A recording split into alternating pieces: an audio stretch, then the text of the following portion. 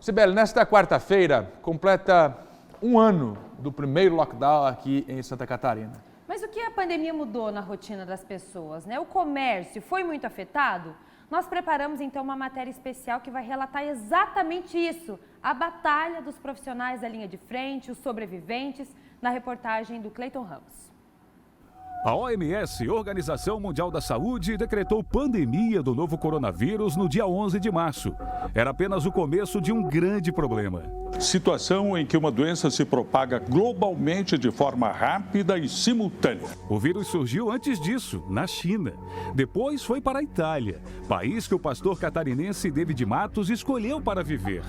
E por lá a situação que tinha dado uma amenizada voltou a ficar complicada de novo. Nesse exato momento, talvez vocês não saibam, mas a gente voltou a ser uma zona vermelha, né? Saímos da zona laranja forte para a zona vermelha e é assim o povo vive, não sabe o que vai ser amanhã, por isso tantos comércios faliram. Para quem não sabe, o planeta Terra gira numa velocidade de 1.656 km por hora. E pensar que um vírus invisível fez praticamente tudo isso parar. Pois é invisível, mas que fez um estrago impressionante. Neste dia 17 de março, completa um ano do lockdown em Santa Catarina. As ruas ficaram vazias, o comércio fechado. Não tem como negar. A rotina das pessoas foi alterada. Sorrisos escondidos atrás de uma máscara e um padrão de distanciamento estabelecido para a segurança das pessoas. A gente teve um aumento do consumo de álcool, um aumento da violência doméstica, um aumento expressivo dos casos de ansiedade e depressão. Tivemos pessoas que perderam seus familiares e não puderam se despedir. No dia 12 de março, Santa Catarina confirmava os 2 primeiros casos de Covid-19. E 5 dias depois, com o lockdown decretado pelo governo do estado, o SBT Meio-Dia começou mais cedo a sua edição. E destacando que o número de casos estava aumentando. Atualizando os números, temos 7 casos de coronavírus confirmados em Santa Catarina. Então a gente quer que a população esteja segura, a medida é uma medida restritiva, é uma medida difícil, o governo do estado não toma essa medida de forma com satisfação ou alegre, na verdade, mas é uma medida necessária. Alguns dias depois, o comércio voltou às atividades. Mas até hoje a categoria vem sofrendo para tentar a recuperação. Por isso, o negócio tem sido usar a criatividade. Os demais diversos canais de venda à distância, de venda através do e-commerce, estão sendo trabalhados. Economia afetada, com uma onda de desemprego, mas isso foi mudando com o passar do tempo. Uma matéria do portal SCC10 destaca que Santa Catarina criou mais de 32 mil empregos em janeiro, segundo melhor resultado do país. Porém, no meio desse furacão, polêmicas começaram a aparecer. As estruturas do governo do estado ficaram abaladas com o escândalo dos respiradores. A Força Tarefa investiga crimes contra a administração pública em processo de dispensa de licitação para aquisição emergencial de 200 ventiladores pulmonares, a fim de auxiliar no enfrentamento da Covid-19, ao custo de 33 milhões de reais, pagos de forma antecipada, sem a exigência de qualquer garantia. As investigações identificaram fraude no processo de aquisição dos respiradores, mediante um sofisticado esquema criminoso que envolveu a corrupção de agentes públicos, falsidade ideológica em documentos oficiais, criação de empresas de fachada, administrada por pessoas e lavagem de dinheiro.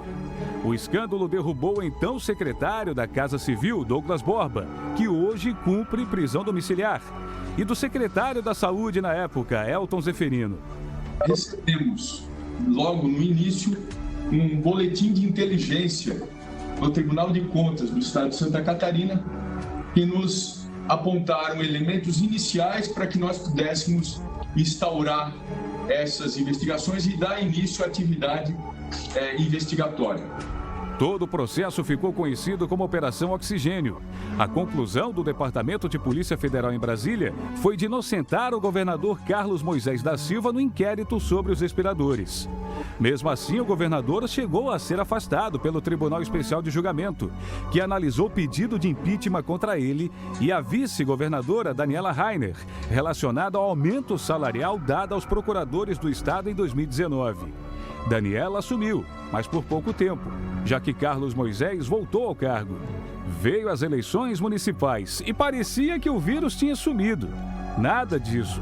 Ele continuava infectando e fazendo muitas vítimas. O sistema de saúde começou a entrar em colapso, principalmente após a virada do ano. Quem foi que disse que não teve festa? Ou se teve? Noites agitadas, praias lotadas e ruas também, como essa na Praia do Rosa.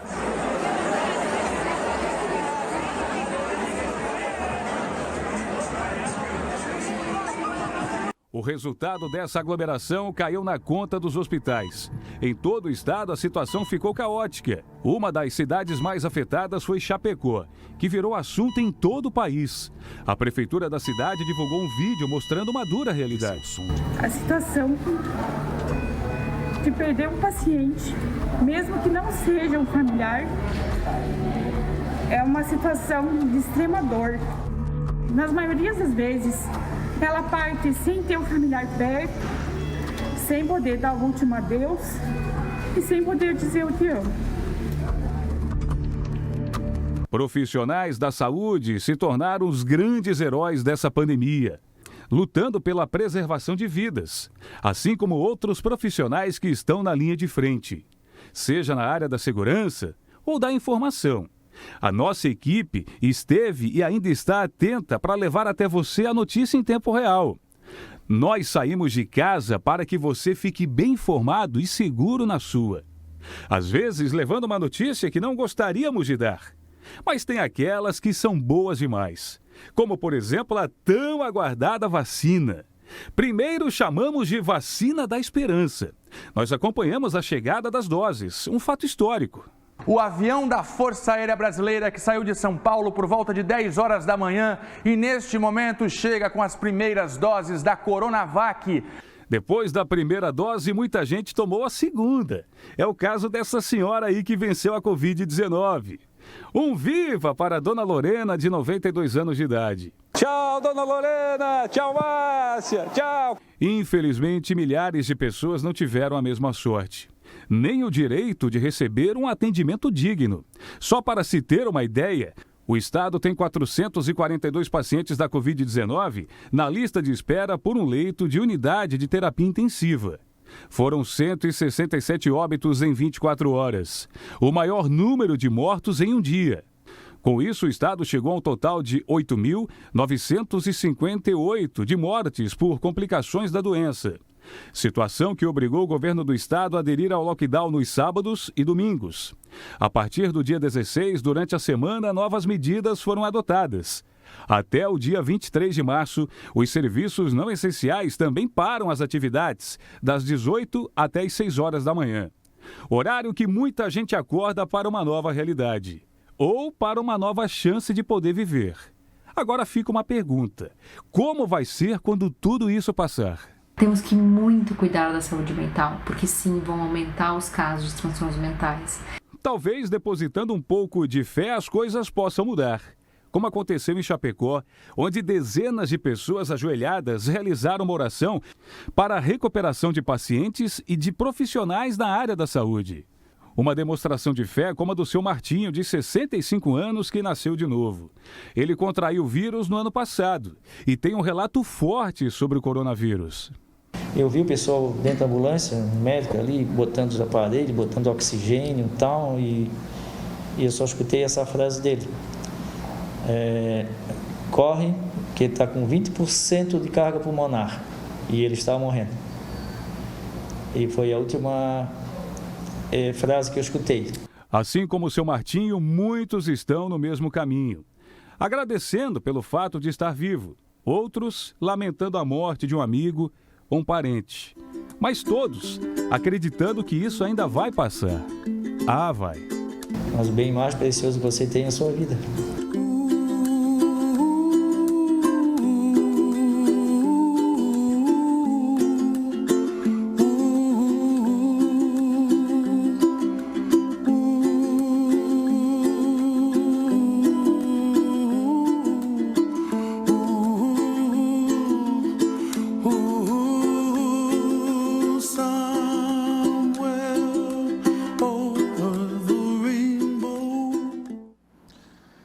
Sibeli, a gente não pode chegar, Maria, perdão, a gente não pode chegar no nível em que, por conta de notícias tristes, números alarmantes que se repetem diariamente, isso tudo não pode fazer com que essa gravidade se torne rotineira e que a gente não sinta mais diante da mesmice, porque é muito grave.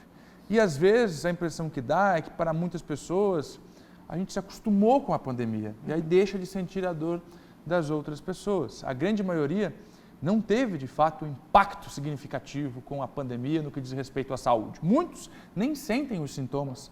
Agora a gente tem que lembrar daqueles que estão sofrendo, que perderam tudo, Maria Esther. Pois é, Fernando. Agora há pouco nós mostrávamos, a Sibeli mostrou os números, né? Há um ano atrás a gente falava de 7 mortes, né? Que a gente já sentia muito dessas vidas perdidas, né? Agora, com tudo isso, então é realmente essa questão da gente sentir, né, e ver que isso está piorando, né, para a gente tentar mudar também as nossas atitudes, né, Fernando, frente a isso tudo e sempre, né, ter esperança, né, Fernando, não perder a esperança, porque isso vai mudar, vai acabar assim, né? E mais do que a esperança, Maria Esther, a gente tem que se colocar no lugar daquele que está sofrendo na hora de tomar decisões simples, que é, por exemplo, ir para o bar, sair de casa sem necessidade, ir para uma aglomeração. Fato. Se coloque no lugar de quem perdeu um familiar ou de quem está esperando uma vaga de UTI. Provavelmente você vai ver diferente o momento crítico que a gente está